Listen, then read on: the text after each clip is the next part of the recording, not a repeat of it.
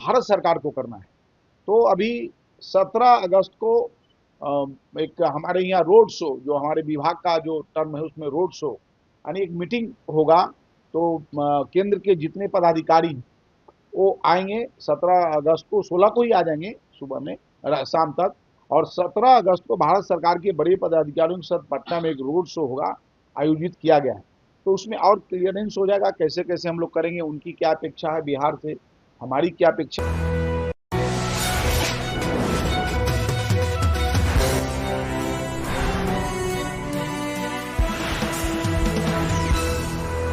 लेकिन जो बाहर से आते हैं तो उसमें जीपीएस नहीं है, तो वो भी हम लोग आगे करने वाले हैं महीना एक महीना में, कि जो भी बाहर से वाहन आते हैं उसमें जीपीएस लगा रहे। और एक महीना का समय देंगे और फिर जो नहीं लगाएंगे फिर उन पर जो है जो विभागीय जो प्रक्रिया है उस पर कार्रवाई होगी। दूसरा है कि सिल्क मैनेजमेंट यानी गाद का प्रबंधन। आज से बहुत पहले भी सब लोगों की इच्छा थी और माननीय मुख्यमंत्री जी नीतीश जी भी उस समय कहे थे कि इसका मैनेजमेंट करना बहुत जरूरी है। तो उसके लिए भी हम लोग एक कर रहे हैं, डिस्ट्रिक्ट सर्वे रिपोर्ट हम लोग मंगवा रहे हैं। ये मंगवाने के बाद जो है इनको विभिन्न जो बिहार की विभिन्न नदियों हैं जहाँ है जिसके कारण काफ़ी डंप हो गया है, तो उसको हम लोग उसको कैसे हम लोग करेंगे उसको उसके लिए हम लोग देखेंगे। ऐसे जो हमारे ईंट भट्ट में लगे जो व्यवसाय में जो लोग लगे हैं उनका कहना था कि गंगा नदी का यदि हमको सिर्फ मिल जाए, गाद मिल जाए, तो हम ईटा में हम उसको उपयोग कर सकते हैं। तो उसके लिए हम लोग आगे देखेंगे, उनके साथ हम लोग एक मीटिंग भी करके उसको ही करेंगे। साथ साथ जो बिहार राज्य में गया और रोहतास जिलों में मैग्नेटाइट, वैनेडियम और ग्लोकनाइट की नीलामी भारत सरकार को करना है। तो अभी 17 अगस्त को एक हमारे यहाँ रोड शो, जो हमारे विभाग का जो टर्म है उसमें रोड शो यानी एक मीटिंग होगा।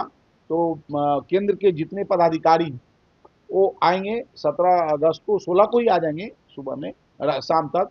और 17 अगस्त को भारत सरकार के बड़े पदाधिकारियों के साथ पटना में एक रोड शो होगा, आयोजित किया गया है।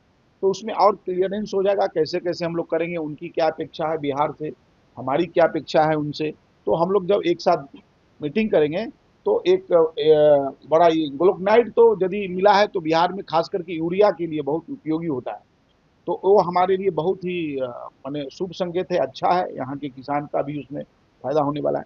उसी तरह से इंटर स्टेट ट्रांसशिट जो अभी हम लोग किए हैं, तो ये योजना 10 जून 1926 से लागू की गई थी।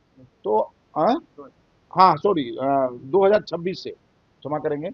तो ये प्रति सप्ताह करीब 6 करोड़ का राजस्व की प्राप्ति हो रही है और पूरे साल भर में करीब 250 करोड़ हम लोग इससे राजस्व की प्राप्ति करेंगे। अभी तक कुल लगभग 45 करोड़ का राजस्व प्राप्ति हो चुका है। तो हम सब बिहारी के लिए और बिहार के हम लोग राजस्व मिल रहा है, इससे हम लोग को बहुत ही ये है फायदा होगा। उसी तरह से अन्य राज्यों में प्रतिदिन औसतन वाहन जो है करीब 4,000 वाहन आ रहे हैं बिहार के बाहर से, जिसको मैंने कहा कि आईएसटीपी जो लागू हुआ है। और करीब 22,203 वाहन हमारे पोर्टल पर रजिस्टर्ड है बजाबते। और करीब जैसे झारखंड है, मध्य प्रदेश है, उत्तर प्रदेश, पश्चिम बंगाल, छत्तीसगढ़, हरियाणा, राजस्थान, उत्तराखंड, ऐसे कई राज्यों से आ रहा है, जिससे हमें हमें आईएसटीपी से प्रत्येक सप्ताह हमें 6 करोड़ रुपए की राशि जो है राजस्व को मिल रहा है। और हम लोग साल भर में करीब 250, तो थोड़ा कम ही रखें, यदि उसको आप 6 से गुना करेंगे तो बढ़ जाता है, लेकिन हम लोग थोड़ा कम रखे हैं कि बढ़ जाए तो अच्छा है। नहीं तो कल आप ही लोग पूछिएगा लक्ष्य इतना था घट कैसे गया, कोई गड़बड़ हो गया, क्या हो गया। तो इसलिए हम लोग उसी हिसाब से रखे हैं। तो इस तरह से खनिज के क्षेत्र में और बिहार में जो संसाधन है, खास करके बालू, मिट्टी और पत्थर, इन उद्योग से हमें इतना, और हम लोग पूरे साल भर में 5,000 करोड़ के राजस्व की प्राप्ति का हम लोगों ने लक्ष्य रखा है। तो मुझे लगता है कि हम लोग उस लक्ष्य को पार करेंगे या उस लक्ष्य तक पहुंचेंगे, ऐसा मुझे उम्मीद है। और आज आप सब लोग आए इसके लिए आप सब। बिहार सरकार के महत्वपूर्ण विभाग हैं कि इसी विभाग से जो राजस्व की प्राप्ति होती है।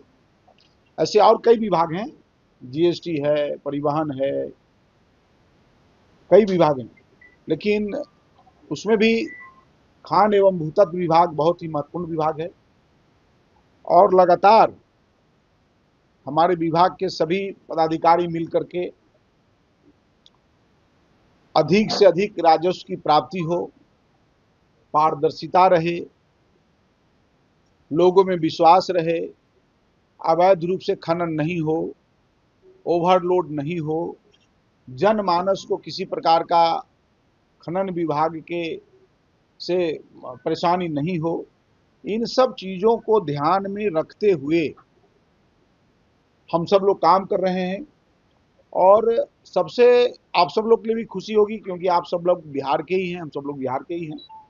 तो पिछले साल जो 25-26 के जुलाई माह का जो था उसमें करीब 569 करोड़ 12 लाख रुपए की राजस्व की प्राप्ति हुई थी और 26-27 जुलाई माह जो अभी बीत रहा है इसमें करीब 790 करोड़ 23 लाख की राजस्व की प्राप्ति हुई है।